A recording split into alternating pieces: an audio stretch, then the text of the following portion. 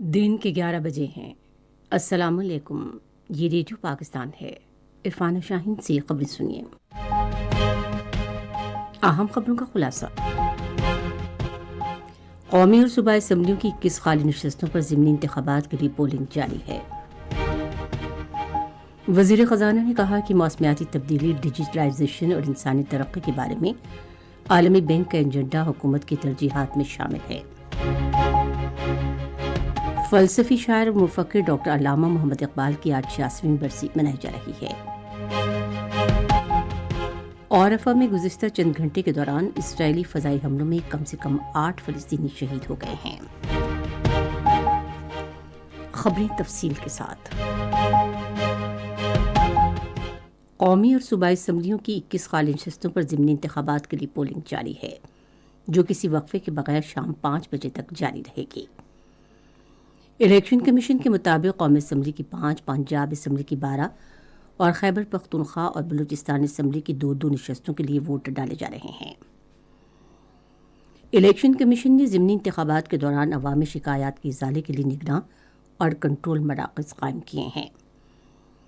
یہ مراکز اسلام آباد میں الیکشن کمیشن سیکریٹریٹ اور صوبائی، ڈویژنل اور ضلعی سطح پر قائم کیے گئے ہیں۔ وزیر خزانہ محمد اورنگزیب نے واشنگٹن میں S&P گلوبل اور آرفنیج ریڈنگ کے نمائندوں سے ملاقات کی۔ انہوں نے عالمی مالیاتی فنڈ کے ساتھ مالیاتی تعاون کے قلیل مدتی قرض پروگرام کے بعد ملک میں مثبت اقتصادی اشاریوں پر پیش رفت کے بارے میں انہیں آگاہ کیا۔ وفاقی وزیر نے ٹیکس، توانائی اور نجکاری کے ترجیحی شعبوں میں جاری قلیل وسط اور طویل مدتی اصلاحات کو اجاگر کیا۔ انہوں نے اس بات کا اعادہ کیا کہ موسمیاتی تبدیلی، ڈیجیٹلائزیشن اور انسانی ترقی کے بارے میں عالمی بینک کا ایجنڈا حکومتی ترجیحات سے مطابقت رکھتا ہے۔ انہوں نے سعودی عرب کی جانب سے ملک میں مختلف شعبوں میں سرمایہ کاری کے امکانات کا بھی ذکر کیا۔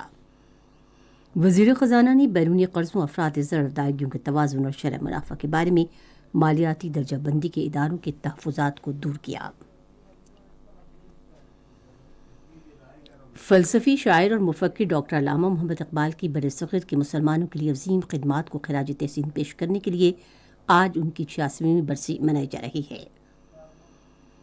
وہ 9 نومبر 1877 کو سیالکوٹ میں پیدا ہوئے۔ علامہ اقبال ایک عظیم اور دور اندیش شاعر تھے جنہوں نے برصغیر کے مسلمانوں کے لیے الگ وطن کا نظریہ پیش کیا جو پاکستان کی صورت میں معرض وجود میں آیا۔ انہوں نے اپنی شاعری اور خیالات کے ذریعے مسلمانوں میں علم کے حصول اور اپنی صلاحیتوں کو اصل اہداف کے لیے بروئے کار لانے کے حوالے سے بیداری ظاہر کی۔ اقوام متحدہ میں پاکستان نے خاص طور پر ترقی پذیر ملکوں میں پائیدار ترقی کے فروغ کے لیے بنیادی ڈھانچے کے ذریعے رابطوں کی ضرورت پر زور دیا ہے۔ یہ بات اقوام متحدہ میں پاکستان کے مستقل نمائندے منیر اکرم نے پائیدار بنیادی ڈھانچے میں سرمایہ کے دوست ملکوں کے گروپ کے شریک چیئر کی حیثیت سے نیو یارک میں اقوام متحدہ کی جنرل اسمبلی میں بیان دیتے ہوئے کہی۔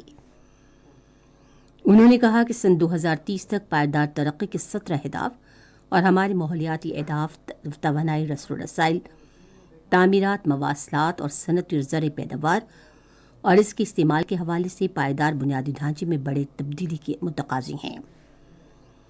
پاکستانی نمائندے نے کہا کہ ترقی پذیر ملکوں کی اکثریت کے پاس بنیادی ڈھانچے کے لیے سرکاری سطح پر مالی وسائل نہیں ہیں اور نہ ہی وہ اس سلسلے میں نجی سرمایہ کاری یقینی بنانے کے قابل ہیں۔ انہوں نے ترقی پذیر ملکوں کے لیے بڑے پیمانے پر رعایتی قرضوں کی فراہمی اور بنیادی ڈھانچے میں نجی سرمایہ کاری کے لیے مراعات دینے کا مطالبہ کیا۔ آج عالمی یوم تخلیق و جدت منایا جا رہا ہے۔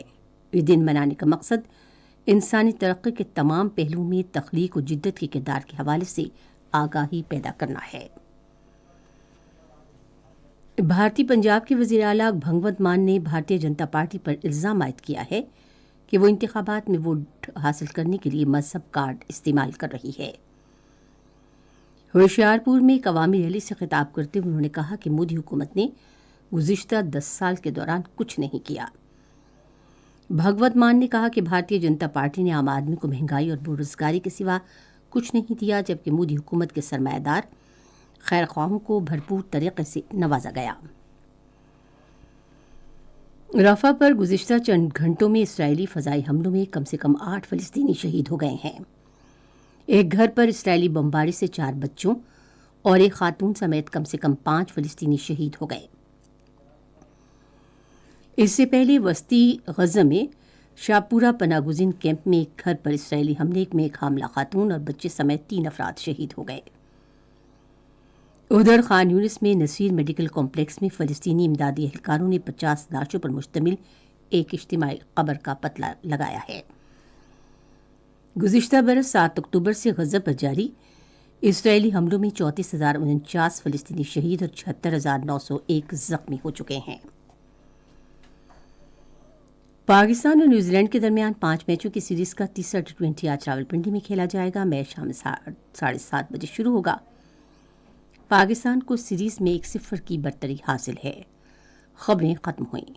مزید خبروں اور تجزیوں کے لیے ہماری ویب سائٹ ہے radio.gov.pk اور فیس بک کے link Radio Pakistan News Official پر آپ ہماری ان خبروں کی براہ راست ویڈیو اسٹریمنگ بھی ملاحظہ کر سکتے ہیں۔